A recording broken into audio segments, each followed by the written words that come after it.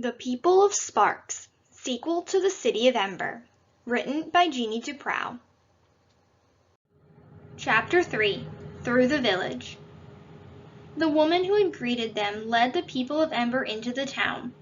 They went down a dusty street, past buildings that looked as if they'd been made out of the same brown earth that was underfoot. They were heavy-looking, imperfect buildings. Their walls were fat and lumpy, rounded smooth at the corners. Lena saw cracks in the walls and crumbled places where bits of a window ledge or a step had fallen away. Paths and alleys and strips of garden wound between the houses. It was clear that no one had planned this place, not the way the builders had planned Ember. This town must have grown, one bit added to the next and another bit added to that. Plants grew everywhere. In Ember, the only plants were in the greenhouses, unless you counted mold and fungus, which grew on the trash heaps and sometimes in kitchens and bathrooms. Here, flowers and vegetables grew together beside every house. Plants sprung up alongside the streets, climbed the walls, crawled over fences, pushed up through cracks in the stairways, tumbled out of big pots and over window sills, and even down from roofs. There were animals, too. Huge, amazing, terrifying animals.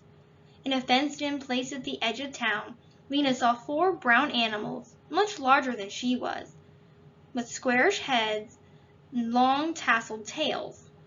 Farther on, tethered to a post in front of a house, was a yellow-eyed creature with 2 spikes poking out of its head. When she walked by it, it suddenly went, "Ma!" and she skittered away in fright. She turned to look for Dune, who had fallen a little behind. She found him stooping over, peering at some yellow flowers growing next to a wall. "Look at this," he said when she came up beside him. He pointed to a flower's tube-shaped center. "There's a spider in there, the exact same yellow as the flower." There was. Only Dune would notice such a thing. Tugging at his sleeve of his jacket, she said, "Come on, stay with us." And she hurried him up toward the front of the line to join his father and Mrs. Murdo and Poppy. These 4 people, Poppy and Mrs. Murdo, Dune and his father, were Lena's family now, and she wanted them close around her. Only Poppy was really related to her, but Mrs. Murdo was like a mother.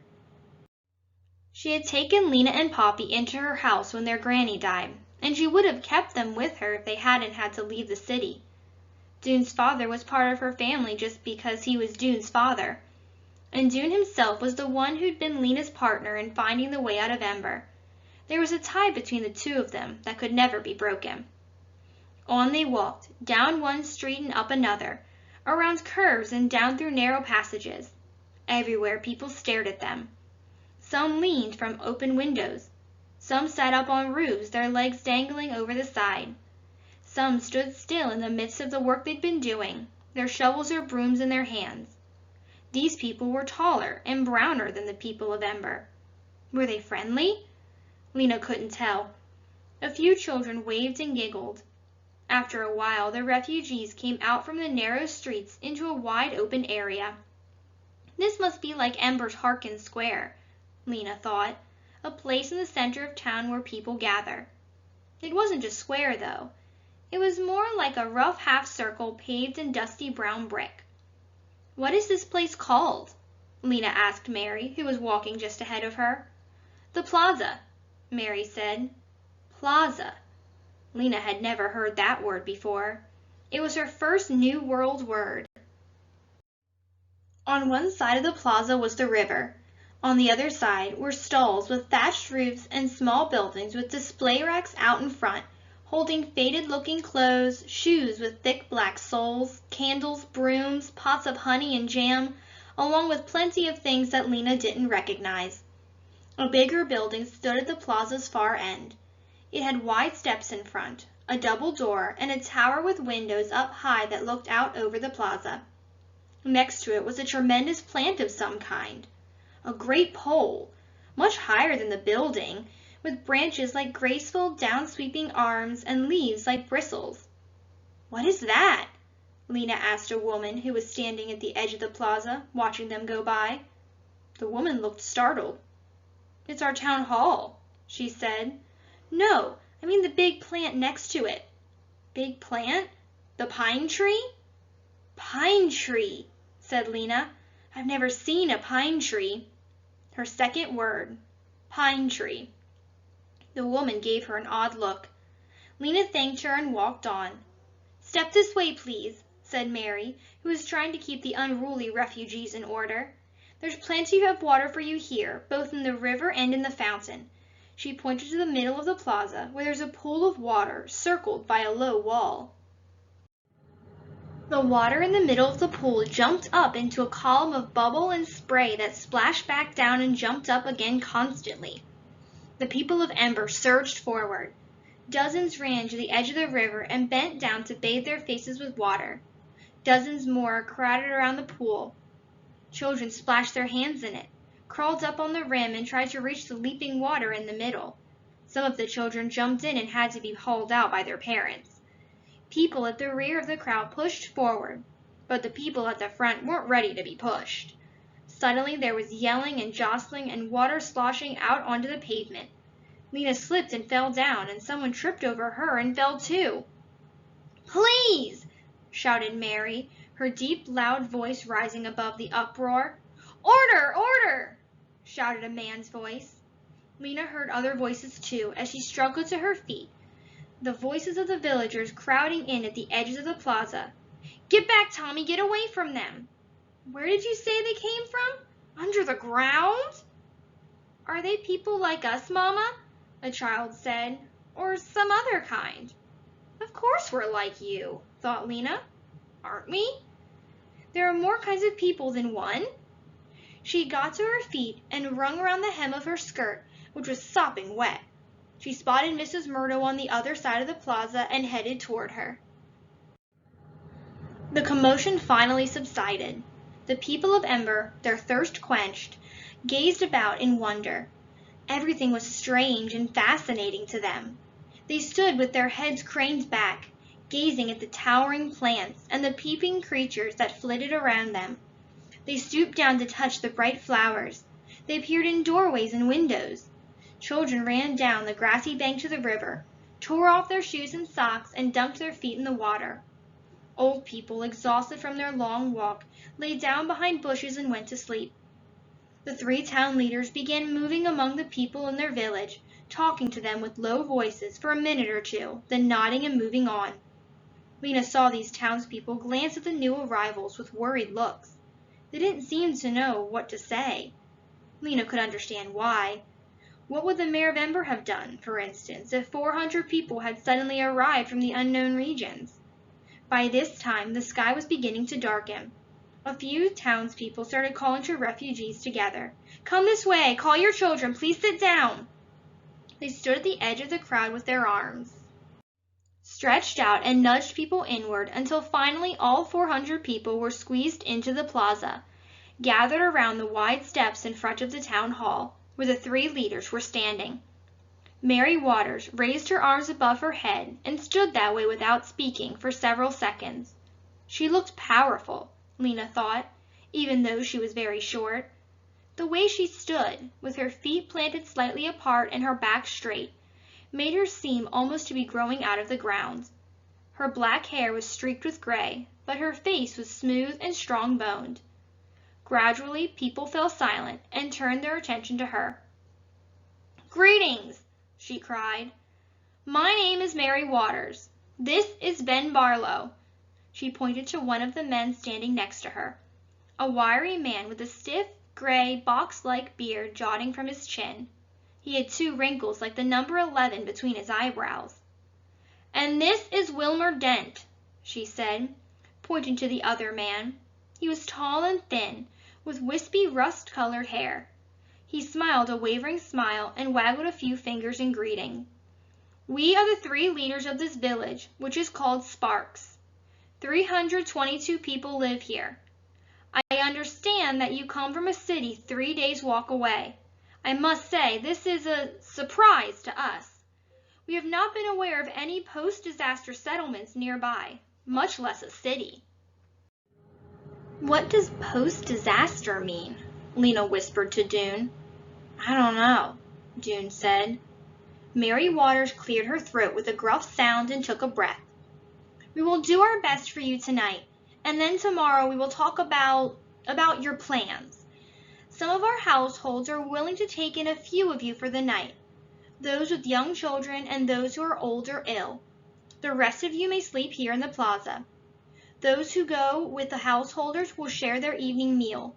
Those who stay here will be given bread and fruit." There was a scattering of applause from the people of Ember.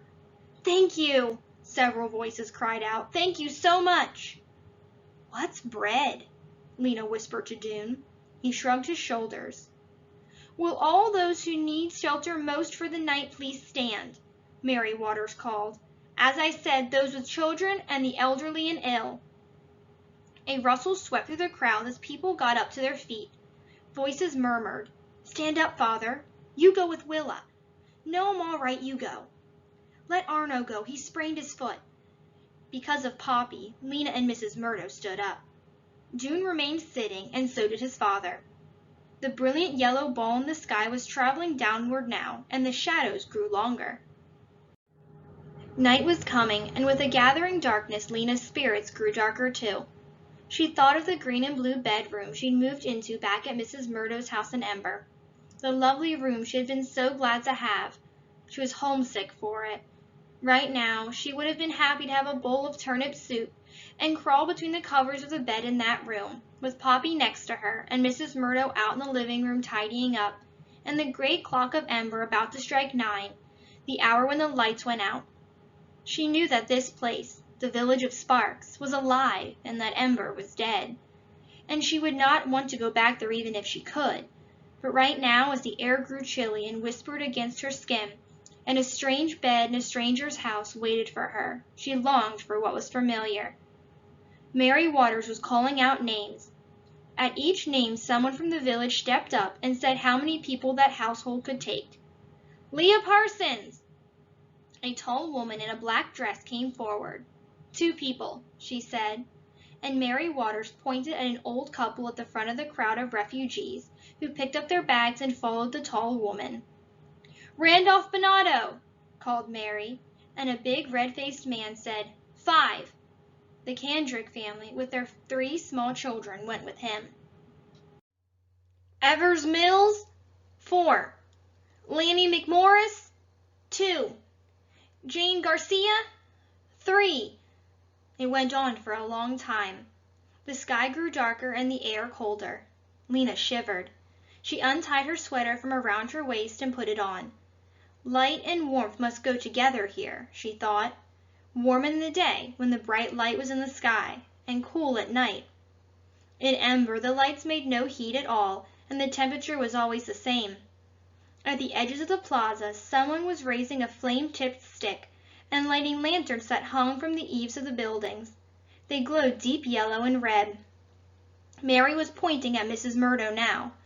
"You, ma'am," she said, "your child looks the sickest of anyone. We'll send you home with our doctor."